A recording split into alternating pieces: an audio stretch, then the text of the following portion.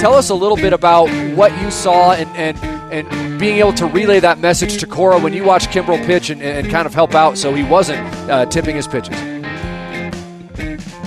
So tipping pitches, we hear about it all the time. People at home understand what tipping pitches is all about. It's amazing. And that's remarkable.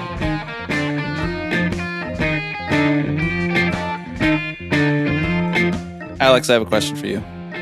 You always do, Bobby. Do you know the last player to hit 400 in a Major League Baseball season? And do you know when that was? Was it Ted Williams? Well, it used to be Ted Williams.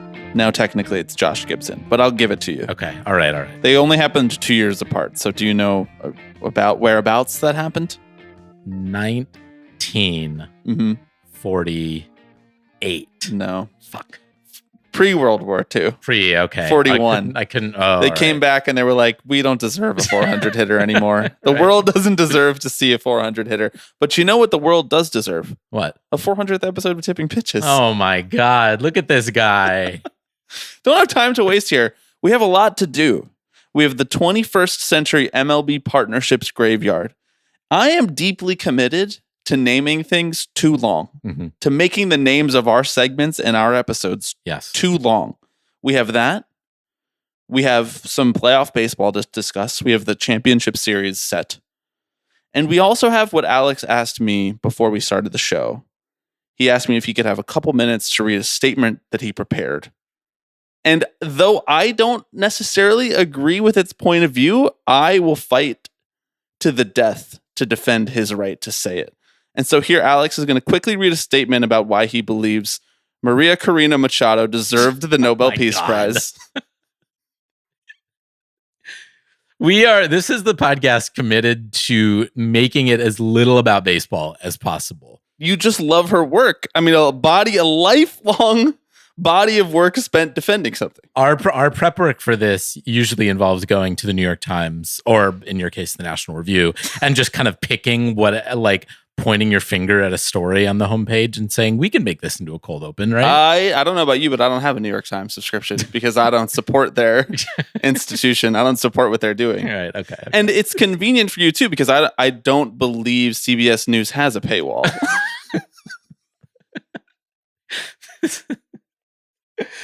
Oh, 5 minutes in. You know what? What better way to ring in 400 episodes than being as stupid and off topic as we always are? This is what the first 200-ish episodes of this show did not have. Correct. So if you don't like this, just scroll back. You know, there's 200 whole episodes for you to listen to. There's something for everyone on this here feed. All right. It's fine. You could do the Maria Corina Machado thing on Patreon. Oh, let's do it. Let's go Mariners. Let's go Blue Jays. Right. Let's go Tipping Pitches vibes bracket. Really. That's exactly. I want to talk about that. Before we do, I am Bobby Wagner. I am Alex Paisley. And you are listening to Tipping Pitches.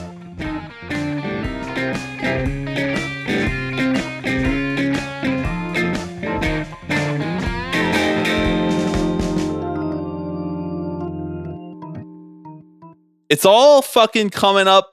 Bob is what it's really coming up. Yeah. The Phillies are out. The Yankees are out. Yep. The Tigers are out. Yep. Apologies to my good friend Shocker. Former guest of the show, Shocker Saman. The Cubs are out. Yeah. Dansby and PCA 0 for 3 in the elimination game. Sucks to suck. Brutal. Sucks to suck, boys. That's pretty much all I cared about, getting those teams out. I could take or leave the Red Sox, whatever. I'm much happier to have the Mariners and Jays. Although this kind of split allegiances for the purposes of the show, no? What do you think about that? I think it makes it exciting. I think it's more fun. Look, I know you were pulling for the Phillies, so it's a little bittersweet for you to see them eliminated. It felt so good. It honestly, I'm not, you're doing a bit, but it was so nice. I know. I was like, on back-to-back nights, the Yankees and the Phillies get eliminated. This is what the 2009 World Series would not let me have. Right. I had to pick between the force, the axes of evil.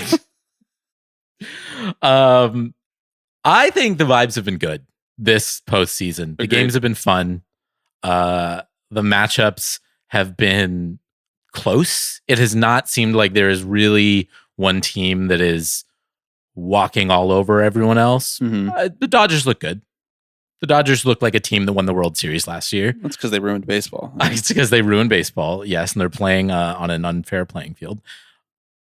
But it's enjoyable. Also, case in point, number 4,281 of extra innings being good and fun, enjoyable. Can I ask you a question about the extra innings game? Yeah. Which one? We've had a few. The 15 inning, the long one. Yes. Yeah. The Mariners one. Yeah. Good pitching or bad offense? And are those things mutually exclusive? I don't think they are mutually exclusive. A lot of weak ground balls into double plays in that game. I mean, so here's the thing, right? That's why you put the ball in play, right? Is the other team ground into a double play? The team still has to make the play. Just wait for your opponents to make mistakes. Cal Raleigh had an all-time boring interview post Mariners win. Post the elimination of the Tigers.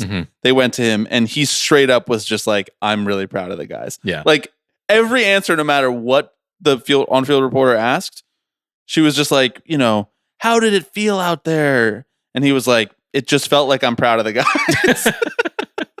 I was like, what is going on here? He didn't even look happy. He didn't even look excited. Kudos to him, honestly. What were you thinking up there? I was thinking, I'm about to be so proud of the guys. I'm already proud of the guys, and I'm about to be even more proud of the guys. Frankly, as equally an insightful answer as literally anything else you could say in response to those inane questions. I don't know. I want to, it's a hard job out there that Rosenthal and Verducci and co have. Those camera people aren't going to knock themselves over. Why is the tone of every Verducci interview like, I have to break this bad news to you? Yeah, right. He asks every question as if it's like a matter of national security. Mm-hmm. Like, bro, you're on a baseball. We're wearing pajamas. Yeah. We're playing a kid's sport up here. You could have a little fun with it. It always seems like he's like, we've gotten the good, fun questions out of the way, but we need to get down to brass tacks now. Yeah, exactly. It's like, Julio, tell me, what were you thinking out there? It's like the tone of that. What's the Aaron Sorkin show? The Newsroom. Not the other one. The other one. The political one. The West Wing. Yes. It's like the tone of when they tell the president or when they get to break the news on that plane that they killed Osama bin Laden. That's the tone that Verducci asks questions post-game. Now that you know it, you're never going to be able to unhear it. No, I will rue this day forever. Okay. That's how I feel about every day that we record the pod. Okay. Mariners Jays is as fun as it gets. Mm-hmm. If I had to pick two AL teams at the beginning of the season to send to the ALCS, those were the two that I would have sent. I'm kind of happy either way, but for the purposes of Steve Sladkowski, if you're listening right now, let's go Jays. Mm-hmm. Steve, if you were listening, please skip ahead 15 seconds. Matthew Robertson, if you're listening, let's go Mariners. I'm a choose your own adventure. If you were listening, forget what you just heard that I said to Steve. Mm-hmm. Thank you to those wonderful friends of the show who have provided us so much great content. And we know that content is king here. So whichever you is going to have a better appearance. If your team wins the World Series, that's the team that I'm rooting for. On the NL side, Dodgers versus Brewers. I'm fine with both of these teams making it. I am not going to enjoy the next 7 days of narrativizing where it's like the big market Dodgers and going against those scrappy young upstarts in Milwaukee, the above average Joes, as Mr. Murphy affectionately calls them. I'm not going to enjoy that part of it. I do think the baseball is going to be fantastic, though, because the Dodgers are just flawed enough. Their bullpen is a mess, and the Brewers don't strike out, so they're not just going to hand over some clean innings to this sort of stars and scrubs pitching rotation and bullpen that the Dodgers are sort of limping through October with. Yeah, well, when you have stars like Andrew Vaughn, I mean, you can't go wrong. That's your right. Negative 0.4 WAR on the year, despite amassing 1.3 WAR with the Brewers. He was that deep in the hole, bro. Well, just gut check me. This was the outcome we predicted, right? This was the vibes playoffs. We nailed it. We did nail it. This was the narratives. Although this was the narrative ball prediction. Vibes, yes. And the vibes prediction, sure, those are one and the same. Those are interchangeable. I did, however, say, and mind you, the reverse jinx is complete. Check. It's 100%. I did say I do think the Phillies are going to wipe the floor with everybody on the way to the World Series. Nicely and what done. happened? What happened? Look at this guy.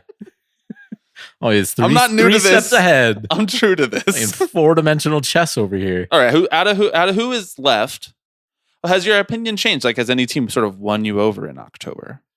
Honestly, no. Mm-hmm. I don't think so. Still neutral. I'm still neutral. Still hedging.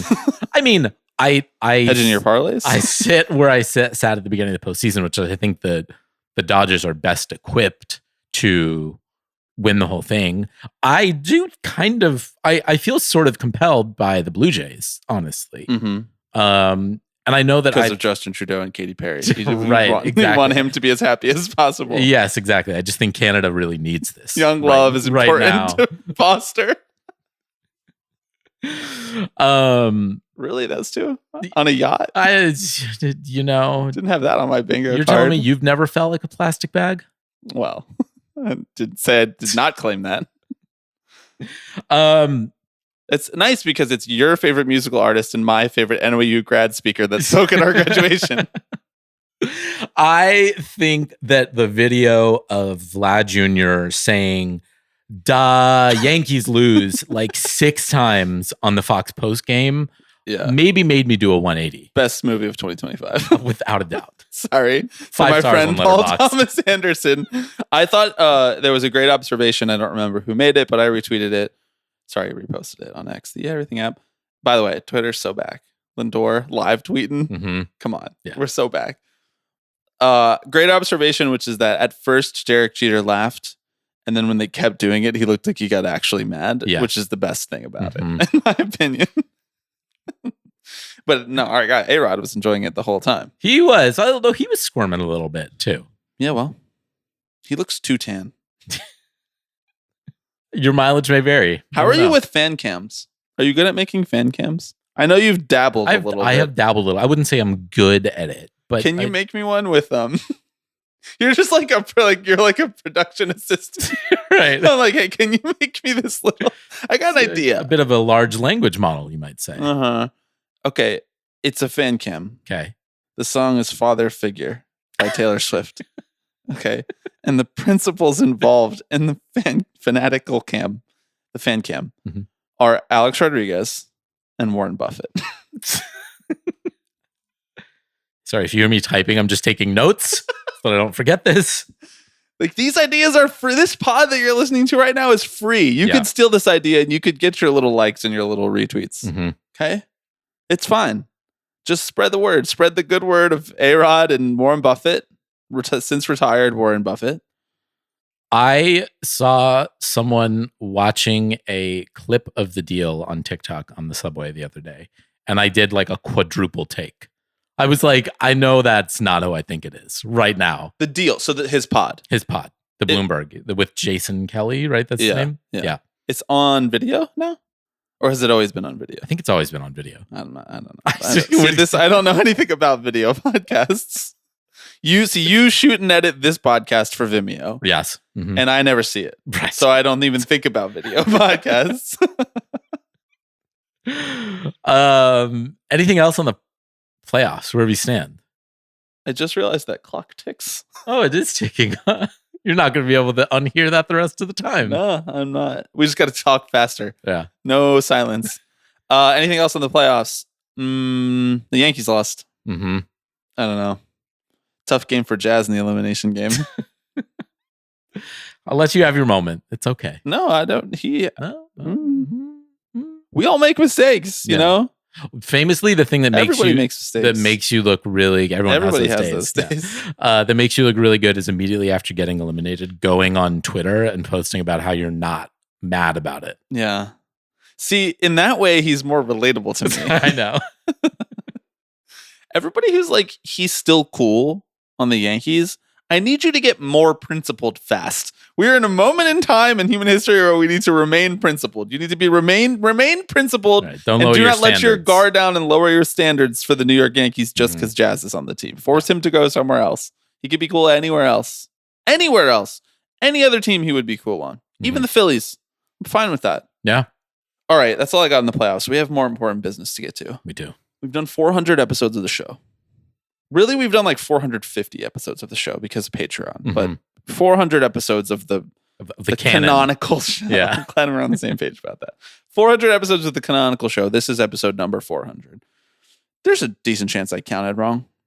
Missed a couple, added a couple. Who knows? Give or take, we're around 400. Yeah. It all averages out in the end. Ted Williams wasn't hitting exactly 400.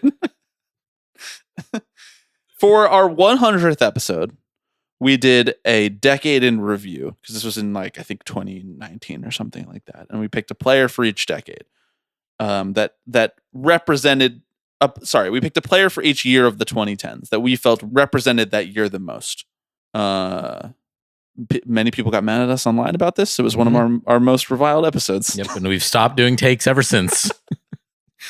So for our 200th episode, we did an AMA mailbag where we answered questions about Taylor Swift. We answered some questions about baseball. I assume we answered questions about like your thesis. Yeah. I remember answering questions about that. A lot of other some movies. Yep. That was a little bit of a roadmap for the direction that the podcast went after that. If you were reading the tea leaves. For the 300th episode, Alex, I believe that was the Power Hour. The first 2-hour episode of the podcast. The first time that we debuted getting drunk on the pod, which everybody seems to have responded to very well and demands that we do it more frequently, which is why you're slamming Miller High Life right now as we do this. So for the 400th episode, we were like, all right, maybe we're not going to quote unquote, top the Power Hour. So what can we do that's a little bit different, a little bit more scholarly? You all have loved when we've talked about the failure of capitalism in the past and how funny it is when companies fall on their face. The jersey patches, et cetera, et cetera. The jersey patches, the Forbes billionaires list, the energy of these types of episodes. We decided, in light of the last couple years of really dumb things that have happened in Major League Baseball vis-a-vis other companies that they have partnered with, we decided to make I assume impartial, since we could not find everything. I don't know about you, but I was not like reading newspapers from the 1960s for this. I was. I actually did read a couple of really old articles. I sent some to you to get around their paywalls. You did. The 21st Century MLB Partnerships Graveyard. We talked about this like a month ago on Patreon, asked for submissions. Some listeners sent over some really good ones. We'll talk about some of them here, some more on the Patreon side on part 2.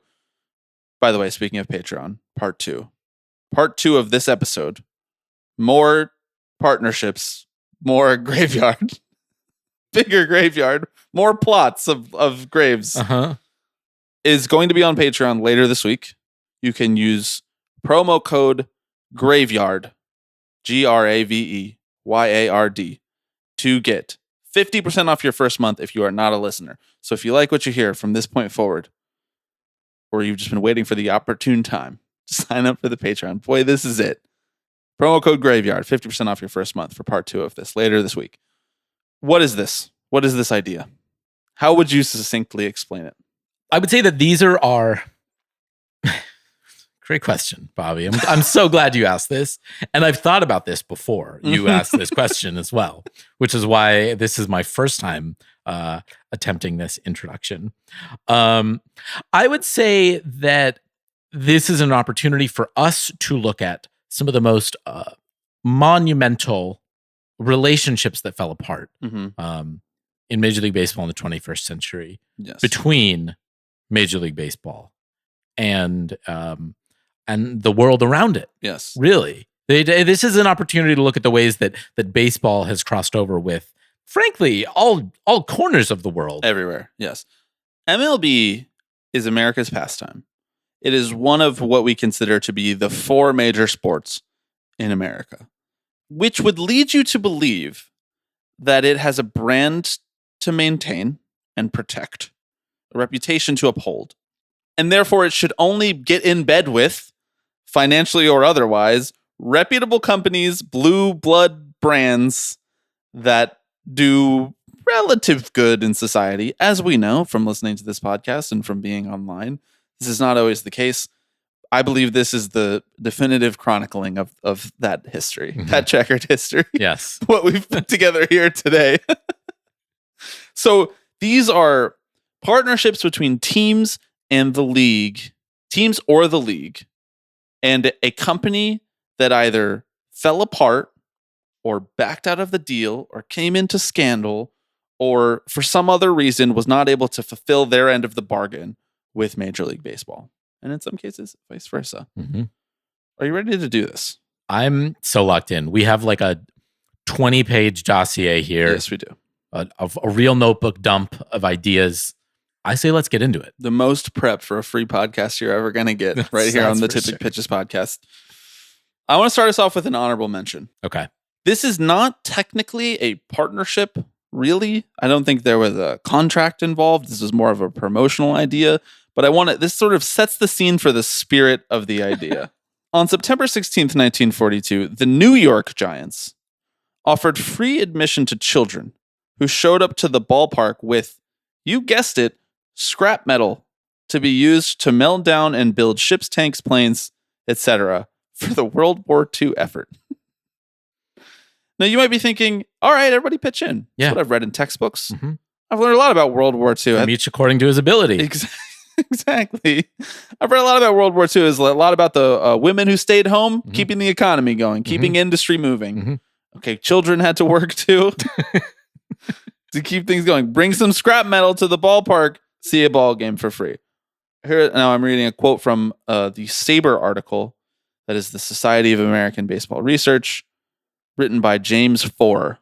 By the middle of the 8th, it had been a long afternoon, and the kids at the Polo Grounds did what kids do when they get bored and tired. They went nuts.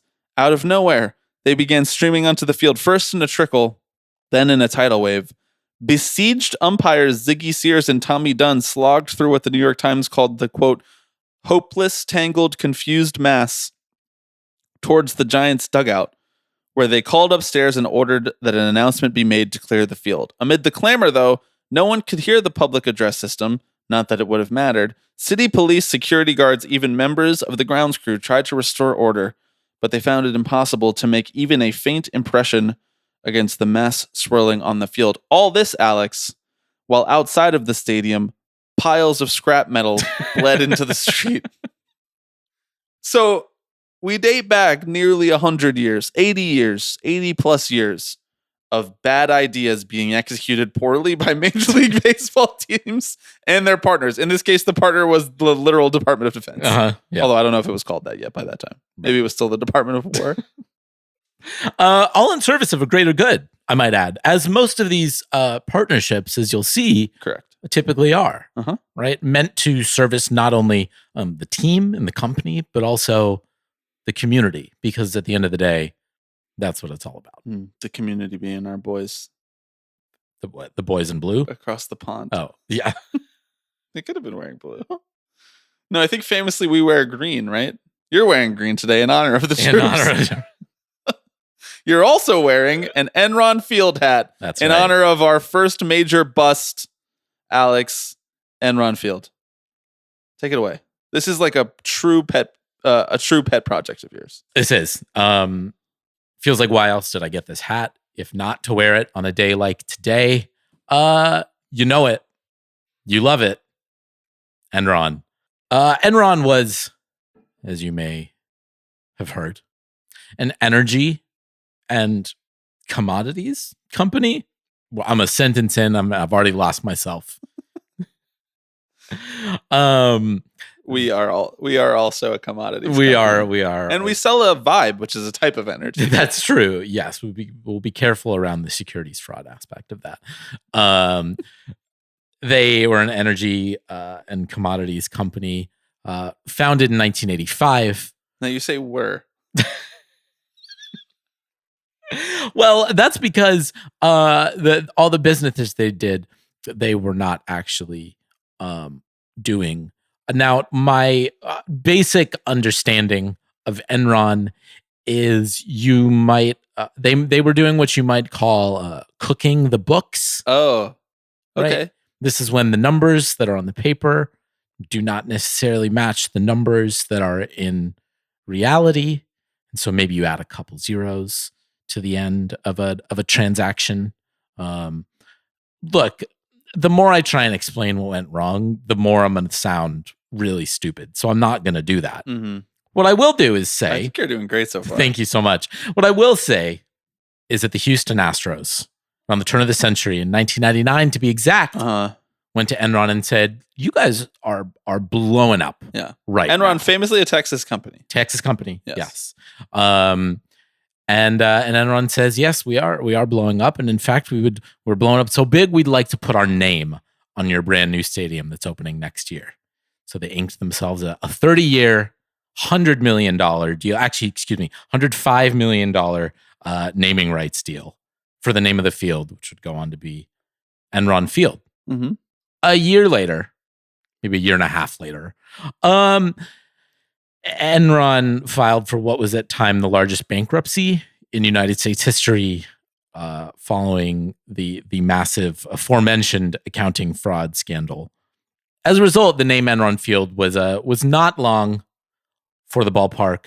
It was in December 2001 that Enron filed for bankruptcy. By Tough quarter in America. It's a tough time. I'm all about quarters now. Now that I work for big Q1 guy. No, I'm a big Q3 guy. Oh, Q3 is the Q that you. That's where you really make the H. You know, Mm-hmm. H1, H2. That's what Patreon does a lot of H1, H2. By February 2002, and the Houston Astros had purchased the naming rights back from Enron for a tidy $2.1 million. What? And by the middle of the season, it was Minute Maid Park. Mm-hmm. Which it still is? Not anymore, actually. It was just recently. It was just renamed Daikin. Daikin, right? Of course, I knew this. Daikin Park is more than a venue; it's an experience, and it's the perfect place to host your next meeting or event. That's the description of Daikin Park on MLB.com. Meeting. Should we start hosting our meetings there? It would have been the perfect place to host a meeting of the Astros and another team, except they didn't make the playoffs. Let's go. Tipping Pitches Fest to Daikin Park. You heard it here first. I want to read you just a brief quote from the motion that the Houston Astros filed to try and get themselves out of this. Yeah, you can't get this anywhere else. No, you can't get this anywhere else. The motion says the Enron logo displayed on the stadium wrongly suggests to the public the Astros are associated with the alleged bad business practices of Enron.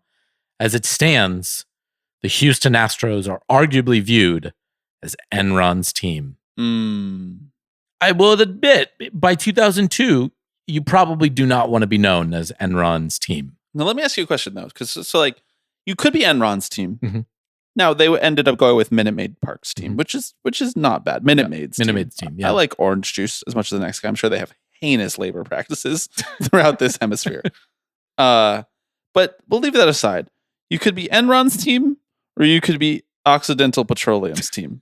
Now, which says worse things about you? Just out of curiosity. Why not both? Why not both, you know? Yeah, that's true. Good point. This is iconic. This is iconic. Right. And the fact that it lasted for so short is, to me, the funniest part. That, like, yes. we thought we were getting in at the perfect time with the greatest American company. And less than 2 years later, less than half of the time that it takes to get a college degree, we were like, shit, we have to pay to get out of this. Mm-hmm. Hilarious. Really good stuff. Also, just an interesting footnote on this story. Arthur Anderson, who was the who was a major multinational accounting firm, was the auditor for Enron, had entered into an agreement with Major League Baseball in, I believe, 2001 to run the league's like merchandise authentication business. In 2001, they said, Arthur Anderson, you guys are doing some great work. Will you come please authenticate all of our memorabilia? Arthur Anderson was the one who was shredding all the Enron documents in said scandal. And in 2002, the league quietly dropped Arthur Anderson as their merchandise authenticator. I loved that little cherry on top. Did they bring it in-house after that? Was Rob doing it personally after that? He's like, you can't trust anyone to do anything for you. If you want it done right, you got to do it yourself. No, you know what they said? If you want it done right, you got to go to Deloitte. Yeah, big ups Deloitte, bro.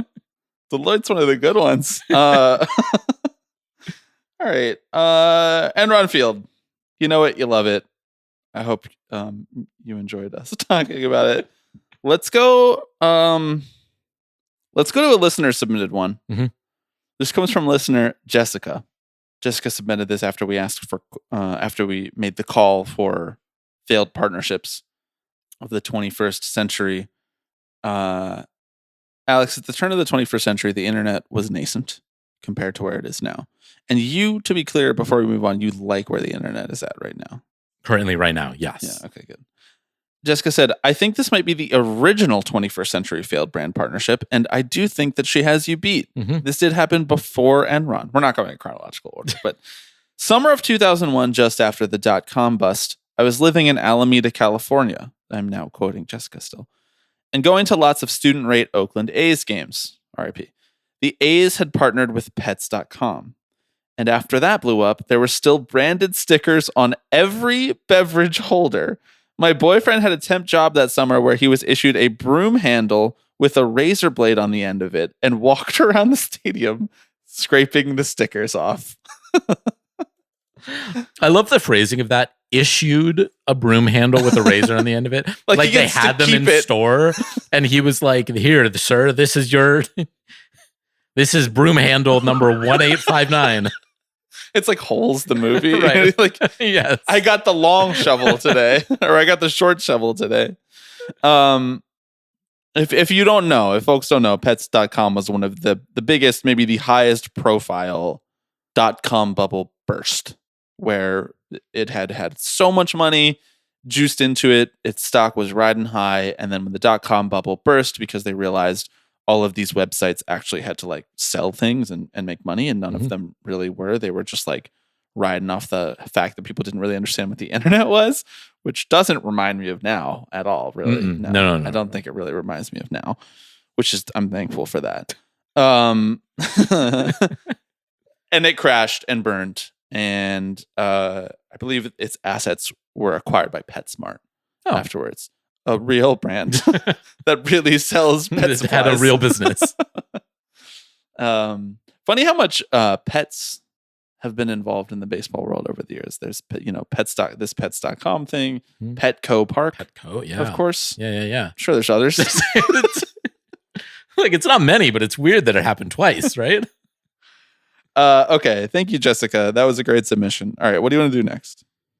Good question. Should we go to a more recent one? Mm-hmm. Sure. There's so many to choose from. There are so many to choose from. I'd like to do what in my eyes might be the biggest sponsorship collapse in the last few years, which is one FTX. Round of applause.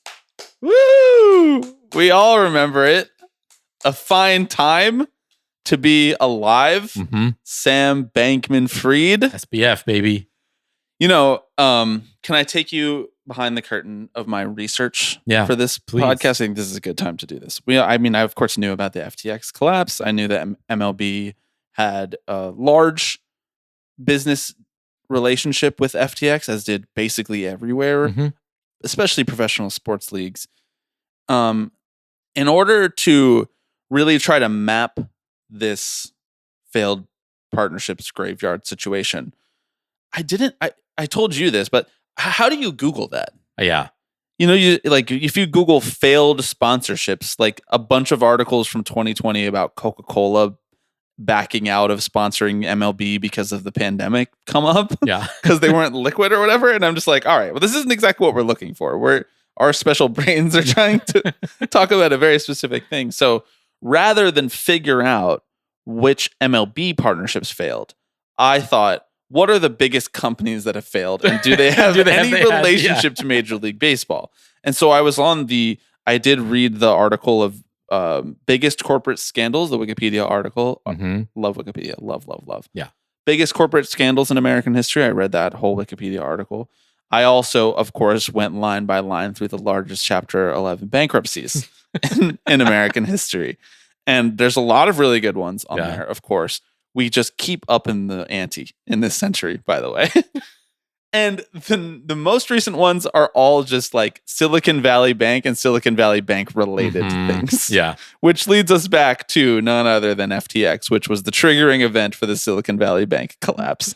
And I had forgotten all about that. I know. And I had a lot of fun reading about the Silicon Valley Bank proceedings. I was like, damn, what a time. All of those VC people being like, this is the end of human society. We need bailouts now. God, those people are so dumb. Okay, back to FTX. That was just a little bit of a sidebar for you guys. That was, I appreciate that color.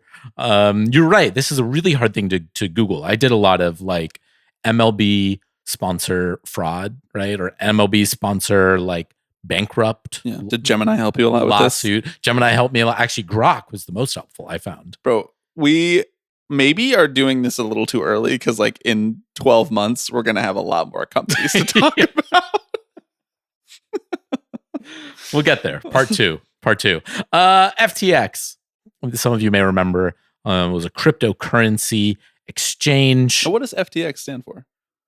Fun times extra. Extreme. Keep going. Just keep going. Financial trading exchange. That's going to be my guess. Futures exchange. I don't know where the T comes from. Futures exchange. That's what it says. Okay. Futures exchange, also known as FTX.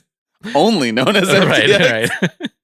Right. One of the world's biggest cryptocurrency exchanges.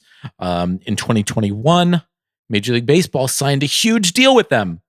They became the league's official cryptocurrency exchange, which I know that's how I trade cryptocurrency is I go to whatever league is my favorite and I say, well, what is your official exchange?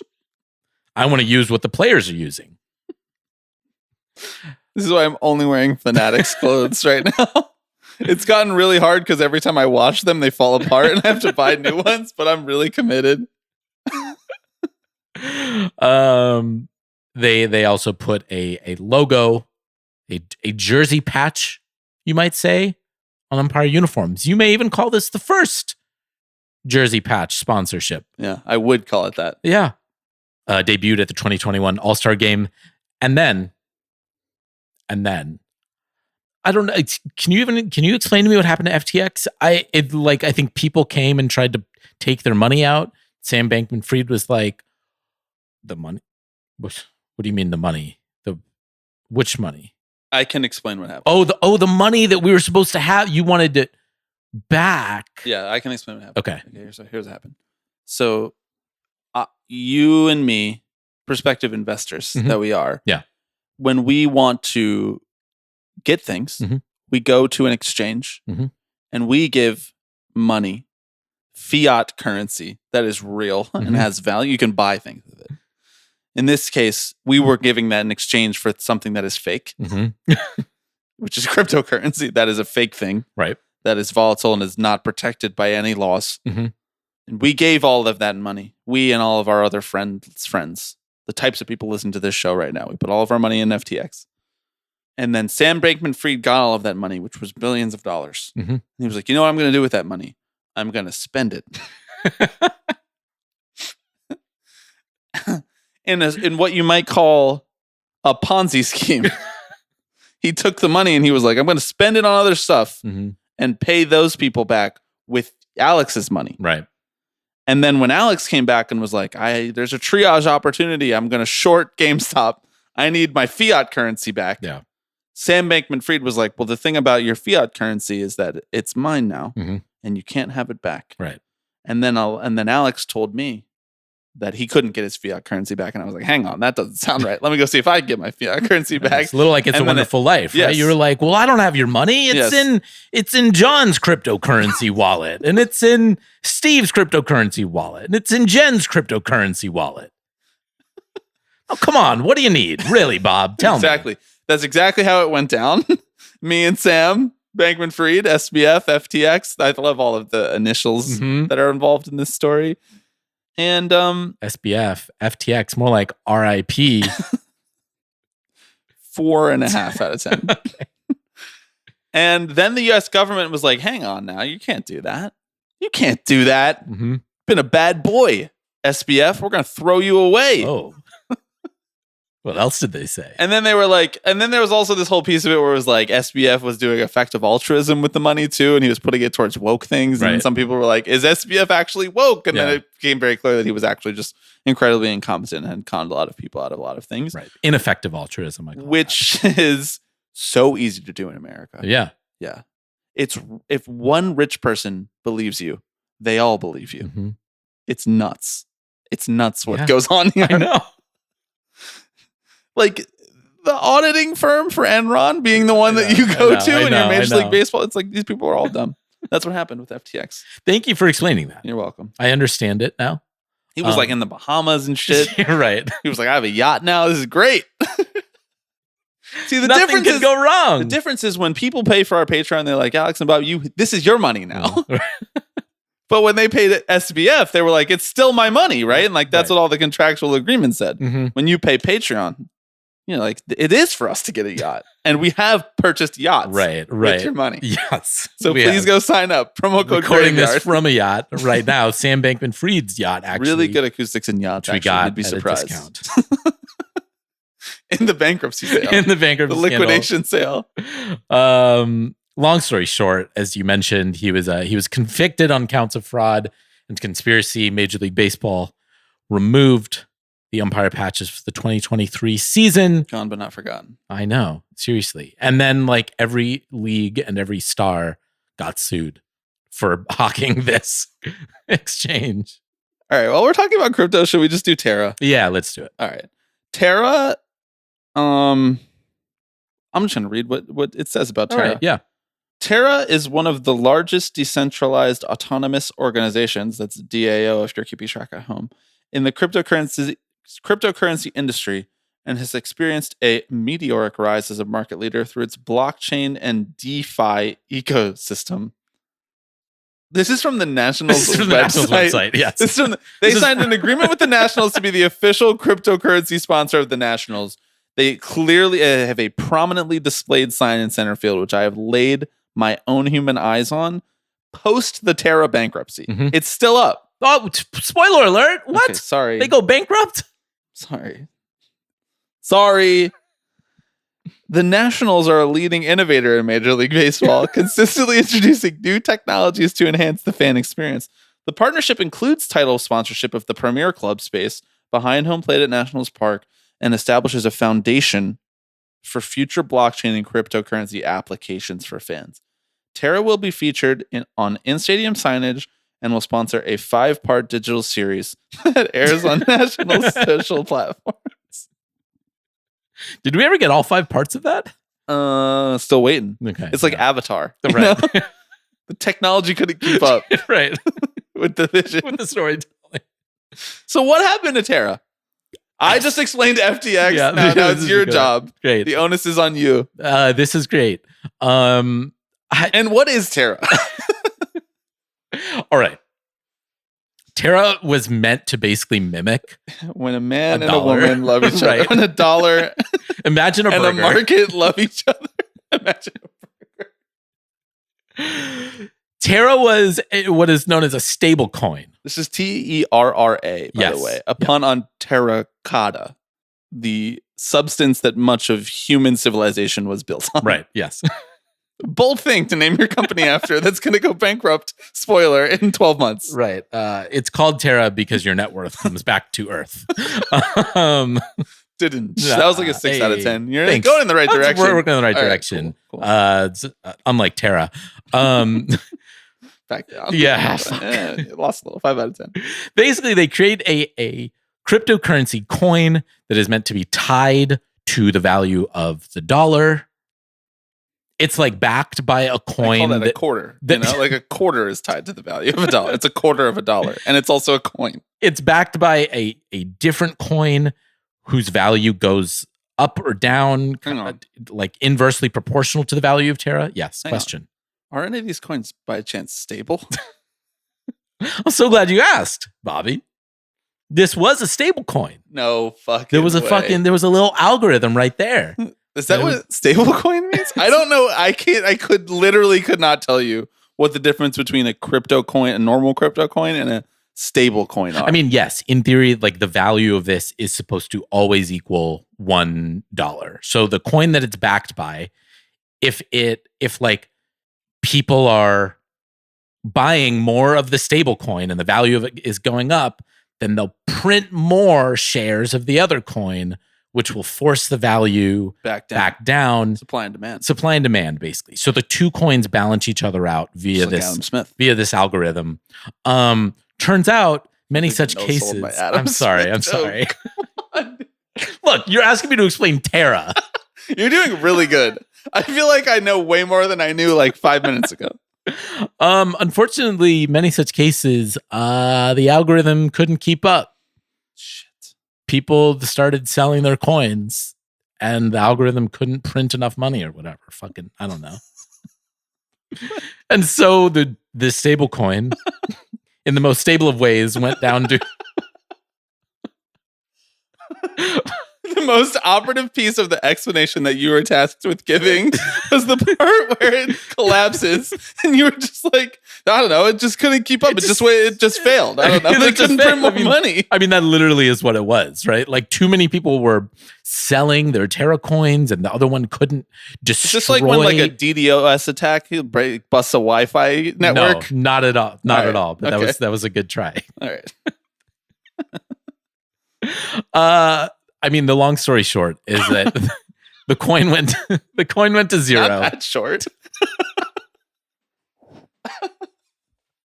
I haven't said the short part yet.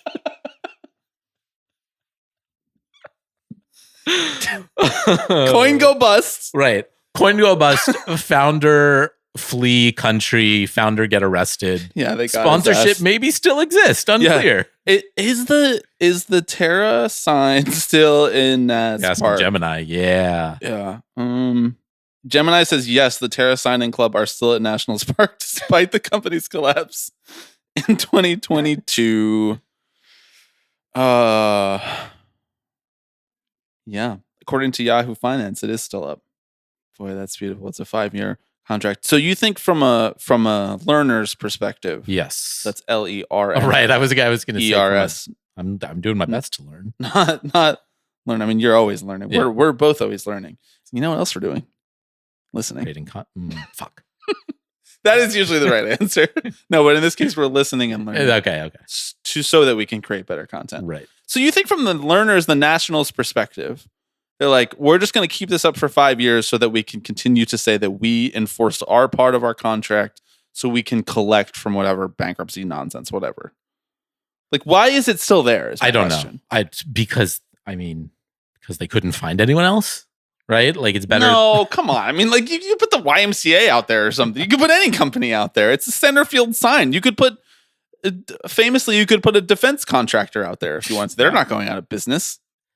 I don't know, honestly. I don't get that part. I don't understand why it is or still was in play. I mean, like, the Terra Club page is still up on the national. Like, that is still what it's called.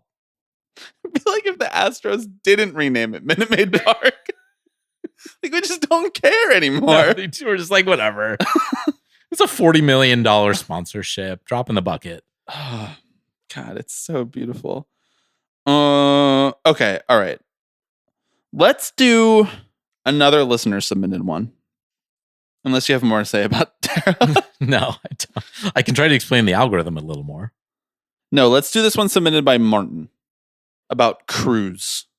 Yes, so Cruise was General Motors' robo-taxi arm that sprung up in San Francisco a few years ago. Yes.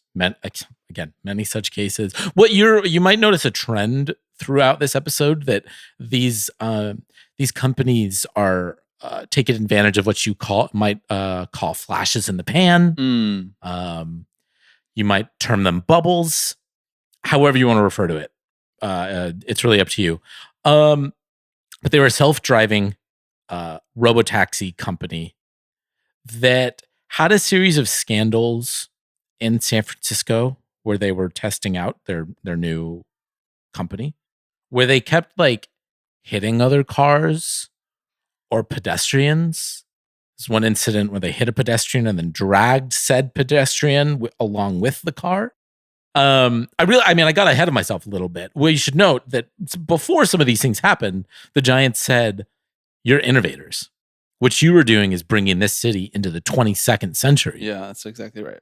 We'd like you to slap your name on our arms via a jersey patch." Our favorite thing. And so in August of 2023, the Giants announced that Cruz would be the Giants' new jersey patch sponsor. 2 months later, Cruz had their permit suspended in San Francisco because of the said incident because that you of were these referring incidents. To. Yes, exactly. By the next year, they just had a Chevrolet patch. Okay, I think the most beautiful part of this, aside from the fact that this is a true public safety hazard, a couple things. Well, so Martin mentioned when they announced the partnership, they touted a lot of the things that you're saying, 22nd century, et cetera, et cetera. We love that you're trying to, make our great city even better here in San Francisco, in the Bay Area. They talked about how the Giants would partner in building a bunch of chargers around the city for electric cars. That never happened. They talked about how autonomous cars, self-driving cars are going to help for big events like getting to Giants games. Now this is Martin's note. Oracle Park is connected to no less than 5 transit systems almost already serving the entire Bay Area. No joke, no park needs an autonomous fleet less. Even funnier, they close all the surface streets around the park every game. You can't take a ride share to Oracle Park. Literally, Alex, you know this. You're from the Bay Area. You can get to Oracle Park via planes, trains, but not automobiles. Literally, yes. You can get there via water, Apparently, there's a video of Jock Peterson taking a ride in one of these with his kids that's been scrubbed from the internet. Not if I have anything to say about it. I just wrote my second note down from this episode. Okay, I think the funniest part of this, to go back to what I was saying earlier, the funniest part of this is that, Cruise fails to lose their license to flop. They're owned by General Motors. General Motors owns GMC and Chevrolet. And so rather than be like, this is a failure, they're just like, we're just going to put a different brand on the jersey. So it's like the same contract. So now it's just Chevrolet instead of Cruise. And to make all this more confusing, which confused you here in our doc, yes, Chevy has a vehicle named the Chevy Cruise, right, which is not self-driving. Correct. It's just a regular car. Just want to say, it's an amazing car. That's what it is. You love the Chevy Cruise? I love it. I do. They don't make them anymore. Really? This is the car that was like too affordable for people, and it wasn't making them enough money.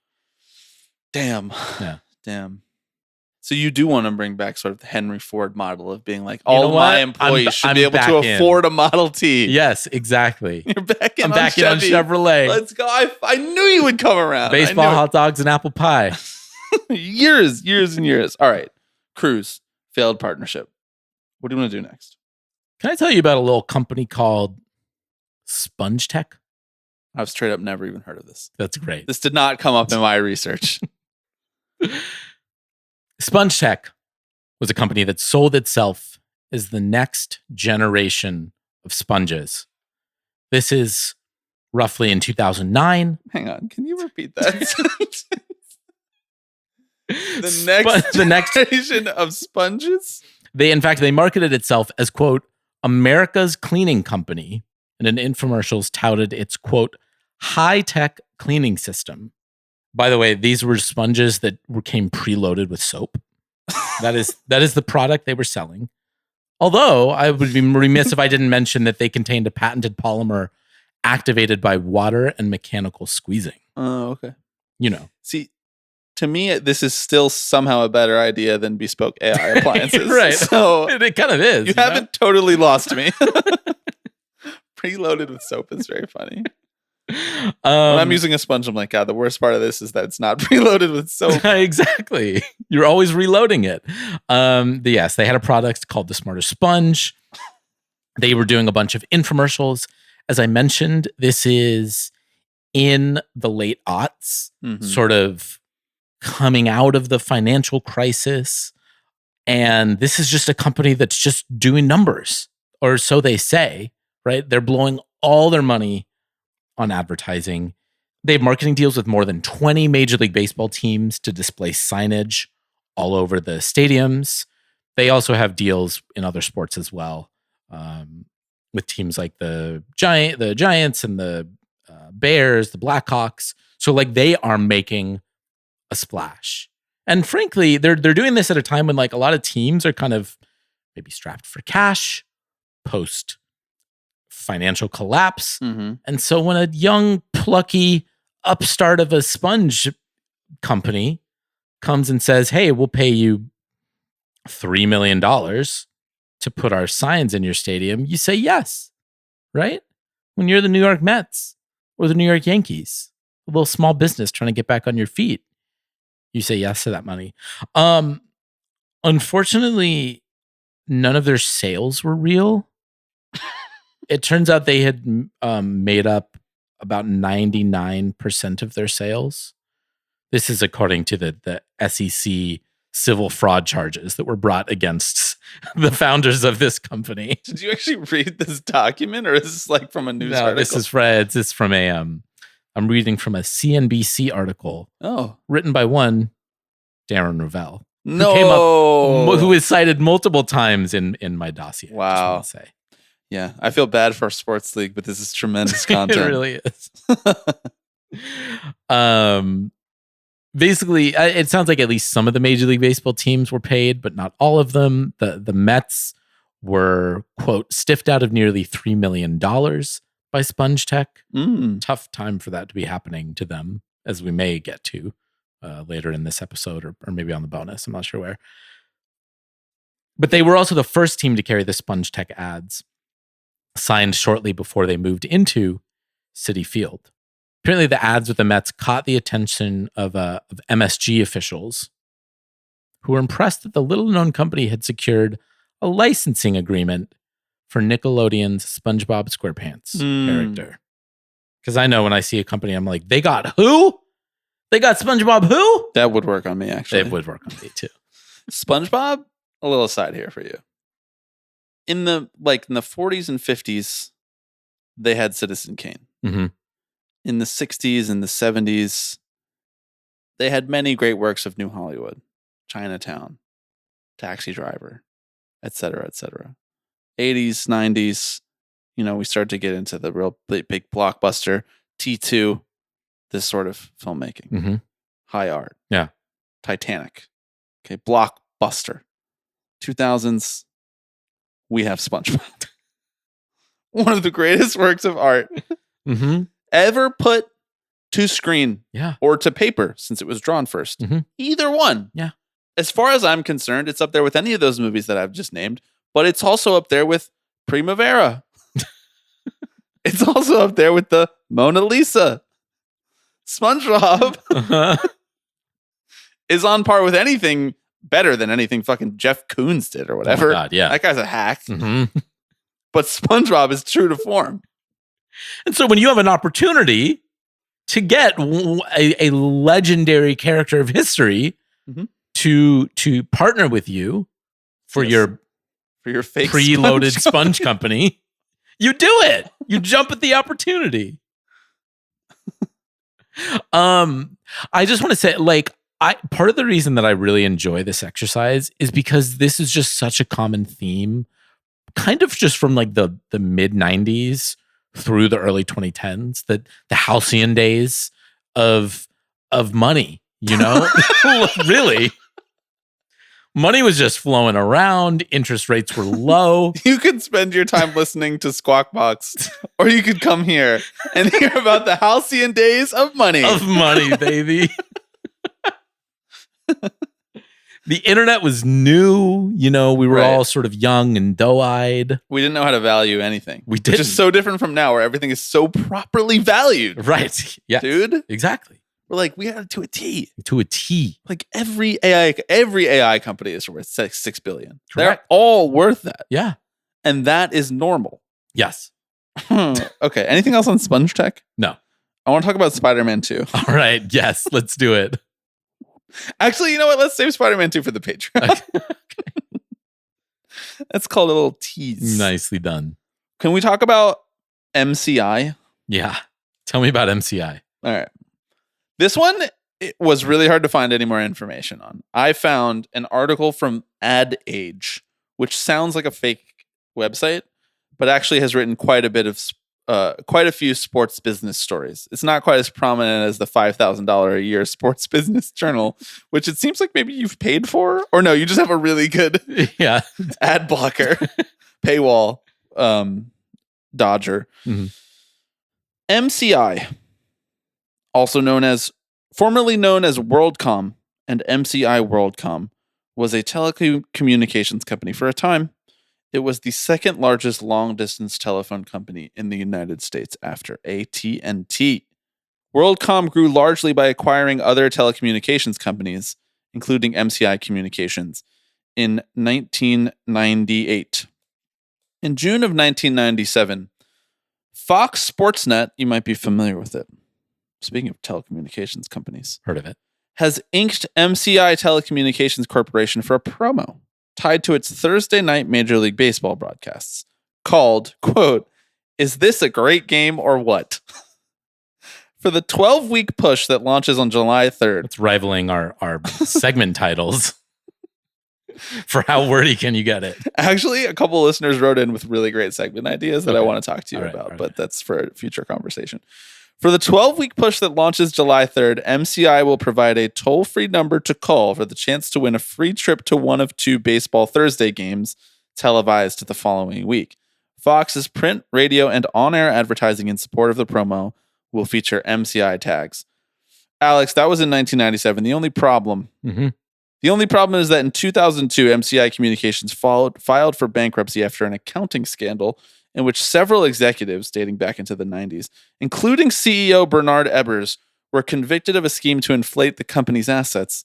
In January 2006, the company, by then renamed MCI, was acquired by Verizon Communication and was later integrated into Verizon Business. So the Fox Sports Thursday Night Baseball promo, they were like, we're going to call a hotline. Unfortunately, the hotline was for a company that was not a real company. I mean, it was Maybe a real bankruptcy hotline is what we really needed there.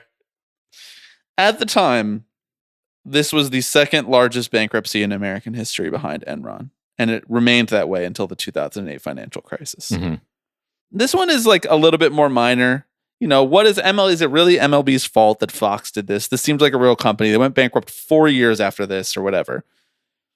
But I do think it underscores our ongoing thread of conversations about, does MLB have any due diligence department? Do they do anything? Because the amount of companies who they've partnered with who have cooked the books and went bankrupt less than half a decade later. I mean, big companies. You shouldn't be able to go bankrupt that fast when you're that big of a company. Right. You should be able to saddle yourself with debt and stretch it out for 50 years. Yeah. That's what Fox, for example, has been doing for that exact same amount of time. Yeah. But if the check clears. Well, I guess you're right. Not all the checks, just the first one. Really. Okay. That's MCI, formerly WorldCom. Did they get it? Is this a great game or what? Did people get to go on the games at least? I hope so. I don't know. Probably. All right. I don't know. Okay. This is a really short article on Ad Age. If you remember, is this a great game or what? That stunning segment, which I'm sure stood out in 1997. Please call 785-422-5881. Tell us about whether it was a great game or what. Yeah. All right. Should we do a couple more and then save the rest for Patreon? Yeah, I think so. All right, great. All right, let's bounce over to a listener submission. This one comes from Matt. It is also... Thanks, Matt. Thanks, Matt. This is also one we have talked about before on this here podcast, and maybe it was one of the inspirations for this episode. Now, this is an interesting one because it is not really a failed sponsorship in the manner Not yet. not yet, that some of these other brands that we've discussed have been. Perhaps because the company may have never existed to begin with. It's a little unclear. We're talking about Distill Brands International. Did Terra ever really exist? Well, I think you could buy the product at some point. What? Okay. All right, we can't go back to Terra. I know. We can go back sorry. to Terra. I'm sorry. That one's on me. Distill Brands International. Yes. The official vodka of Major League Baseball. Yep. Yes. I think we can all agree that the first place that they went wrong is that it was not true vodka. Right. Which is the official vodka of Tipping Pitches. Obviously. Yes. Sorry to FT35. In July 2022, Major League Baseball came out with a press release, named Distill their official vodka under a multi-year deal. Why not just like Tito's? Right? How did this happen? I don't. Whose nephew is involved with DBI? This is weird because no one had really ever heard of DBI or had a Distill product before. They have like vodka and then like vodka drinks and then vodka chewables. I don't know. Spiked chewables. Oh, okay. That's how I like my chewables. Is spiked. Mm-hmm. Even in their release, they say that all I don't always have chewables. Even in when the I release, do, I have them spiked. Announcing this partnership, they said that the products would not be available until the following year. Naturally. Which is always good. You're like, we're so excited to announce. We've spent potentially tens of millions of dollars on this sponsorship. However, we don't have a product for you to buy yet. Right. Mm-hmm. Which I suppose, not to go into my own personal psychosis for a minute here, but I suppose is, in my mind, is not so different from most of the jersey patches where their product is not something that you can actually go buy. So what's the point of them advertising it? Right. Except in this case, they are a consumer product and it just wasn't available. They were like, we're going to get around to it. There is almost nothing involving Major League Baseball and Distill after this point. After this partnership is announced, there's maybe buzz that they're going to be at an all-star game, kind of pop-up event. Maybe they had a couple products there. They also they started as a booze in a bag company. Yeah. Which I know you always say, if I'm having booze, I need it in a bag. If I'm not going to chew it, I'm going to bag it. I'm going to bag it. It's just a really fascinating and bizarre turn of events, especially because, again, it's still unclear whether or not you can purchase these products. Now, what I will note is that on the DBI or Distill Brands, I'm a DBI head, but your mileage may vary.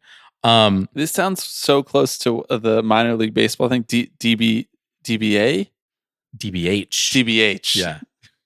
DBA is a doing business as, which we're doing as Tipping Pitches. That's right. Can you feel the business coursing through the veins of this podcast? Now, I want to say, interestingly, if you go to the Distill Brands website and you click on press releases, there was one press release from 2 weeks ago where the company was breaking news was bought. Oh, good for them. By the company Food Culture, right? Oh, well, or it as its ticker FCUL, which is also is a dynamic company operating at the intersection of culinary innovation and customer convenience. Everything is just Herbalife.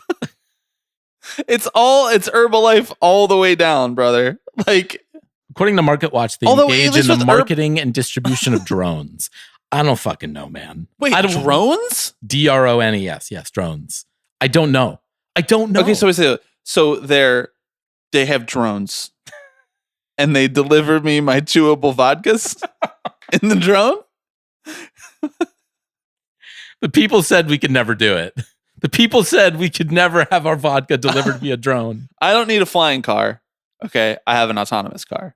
Okay, I don't need anything but my autonomous cruise and my chewable vodka delivered via drone. Oh, that's actually incredible. That's actually incredible. At least for all you can say about all of the celebrity-sponsored alcohols, baseball-related or not, at least they're real products that you can buy and drink. They're horrible, most of them, but we did buy them and we did verify their existence, and they did get us intoxicated, unlike DBI, which is a fake company that was bought by a faker company. I'm just only intoxicated by their story, really. See, you're not heading in the right direction. It's back down to like a 4.8. Okay. Will you bring us home, Bobby? I'm going to bring us home. Before I bring us home, I want to remind people we have a bunch more to talk about on Patreon, including, as I teased, Spider-Man, Papa John's, a couple other brands, and what I'm calling the Futures Index. Oh, okay. For the 21st century. I was thinking of it as like a sort of like Walking Dead situation. That's pretty good. I like that. This is all of the official brand partnerships that MLB currently has listed on their website and the ones that we think are most likely to go bust. It's like 50 companies. Yeah. So you're going to want to come over to Patreon to check it out. Use promo code Graveyard, 50% off. The episode will be up later this week. Okay. I'm done hawking. I'm done selling. Yeah. I'm done doing business ass. I'm ready to talk about the Madoffs, first of all. And I'm ready to talk about Citigroup. Yeah. Tell me about Citigroup. Everyone knows the Madoffs. We don't need to talk about this. But this was a partnership of sorts between the New York Mets and all of the money they were generating for the Wilpons and Bernie Madoff, who lost all of that money. And the Mets did not spend any money for a long time after that to recuperate that money for the Wilpons. You know this. You love this. Citigroup, on the other hand. Citi is a bank. Citibank. It's a subsidiary of Citigroup. What do we know about banks, Alex? What particularly do we know about banks around 2007, 2008 era, which is conveniently when Citi Field was opening? When they were tearing down Shea Stadium and looking for a bank to sponsor the name of the now named Citi Field. More halcyon days, right? Just those are the... No, you got that wrong. It's tough times make tough people. Oh, okay. And pressure busts pipes. According to an article from The Guardian, a contemporary article from The Guardian written in 2009. Just days after bowing to pressure to cancel a new corporate jet, the cash-strapped bank Citigroup is facing calls to axe a $400 million deal to lend its name to a new stadium for the New York Mets baseball team. Politicians are questioning whether it's appropriate for the bank to splash out on christening the arena as Citi Field after swallowing a $45 billion emergency bailout from the U.S. Treasury to avert financial collapse. Bro, we straight up bailed out the Mets, dog. Mm-hmm. Yeah. Yep. The taxpayers of this country bailed out the Mets. The New York It wasn't Mets. just the banks. It wasn't just the car companies. It wasn't just whoever else, the airlines. It was the fucking New York Mets. $45 billion to Citigroup to name the field Citi Field. I mean, It's almost impossible that I didn't know this before this, and I didn't know this somehow. I know. It's that they named it while they were getting bailed out by the Treasury. How did that go through? Not to give people their 401ks back or to help people stay in their homes. No. Well, to name Citi Field. This is us bailing out Argentina and then Javier Milei going and doing a fucking rock concert out there. You know, it's like, wait a second. I thought you guys needed money.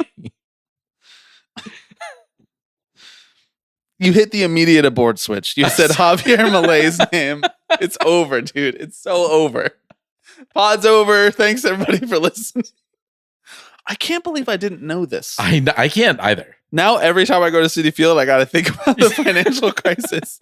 Citigroup, I guess because they got bailed out and they were not in some of the worst straits of all of those banks. They were not the Bear Stearns of this situation. I guess I should have assumed that they were down bad, but I didn't really think that hard about it. I don't know. It's a bank. Yeah. Bank of America came out fine. Right. They were on the right side of the bank collapse of the late 2000s. Mets. It's perfectly Mets. There were literally sitting Congress people calling for them to revoke this deal. And 2 New York City councilors who said they should rename the field to City/Taxpayer Field. That's not a bar. It's not really a bar. No, they could have done better. I saw what they were going for. Yeah, but they could have done better. So they canceled the order for the $50 million executive jet, but they powered it straight through to keep paying the Mets to name it Citi Field. I mean, if you think about it, I actually think we came out better off as Mets fans. Not you. You're not part of this. Right. We could have had like JP Morgan Field because they were doing fine during the financial crisis, obviously. Yeah. Because of Jamie Dimon's fearless leadership. Obviously. Which you are in admiration of constantly. Yeah. This podcast, in a way, is sort of dedicated to Jamie Dimon. This really is so $400 million deal. I know that, like, again, it's the same thing that we do with baseball player contracts where you're like, it's a $500 million deal. How can they afford that? And it's like, well, it's over 20 years. But still, the optics of this. A Citigroup spokesman said the bank remained committed to the, quote, legally binding deal with the Mets, which was signed 2 years ago. Okay, so they signed it 2 years ago. Right. Citi Field continues to provide a very positive way for us to support our community and to connect with present and future customers, said the. So they were like, you're giving us the bailout. You should want us to name it this. Exactly. This is just good advertising. We're still here. We're still around. A testament to their strength. Okay, this has been the 21st Century MLB Partnerships Graveyard. I forgot a whole word in there. Maybe the operative word. Part one. MLB 21st Century Partnerships Graveyard Part 1. Did I get that? I think so. Okay. Although I was putting 21st Century first. Fuck. Okay, let me do it again. Which is bad for SEO. So actually, I like your title better. If you want part 2, our 400th episode, part 2, which is really probably like our 450th episode. Right. Head over to patreon.com/tippingpitches. There are 2 tiers. In order to listen to bonus episodes, you will need to sign up for the higher of those 2 tiers. It is affectionately named for our friend Alex Rodriguez. It is called the A-Rod VIP Club. If you've made it this far in the pod, you're an honorary member of the A-Rod VIP Club. However, this is commerce, and we're doing business as Tipping Pitches. So to listen to it, go redeem the code. Yeah, no bailouts here. No handouts, no bailouts. No handouts except for the code that you just read, which is stable technically coins. a handout. No, that's just good commerce. It's marketing. That's branding. I learned that getting my MBA, which I hadn't told you guys that I was getting for the last couple of months. But congratulations. Been going to night school. Thank you. Thanks, Alex. This is my favorite kind of episode to do. We both bring just troves of research for seemingly no other reason other than we just want to do it. I had a lot of fun. I'm looking forward to part 2 of this, as I hope many of you are. And you know what? What other episode would we do in the middle of the baseball playoffs than this? Poorly timed. Incredibly. This would have been great off-season content, but we don't get to choose when the 400th episode lands. No. We weren't thinking in July of 2017. 400th episode is going to fall right smack in between the DS and the CS. We were like, baseball, what is that? Sorry. It's the hand we've been dealt. Yeah. Some say we are the dealer, though. We hope you're enjoying the playoffs. Yes. We hope you enjoyed this episode. If you're a fan of a team still in it, Godspeed to you. And I hope the rest of the playoffs goes down smooth for you. Like a chewable DPI vodka chew. We'll see you on the Patreon in a couple of days, back here on the main feed in 1 week's time. Hello, everybody. I'm Alex Rodriguez. Tipping Pitches. Tipping Pitches. This is the one that I love the most. Tipping Pitches. So we'll see you next week. See ya!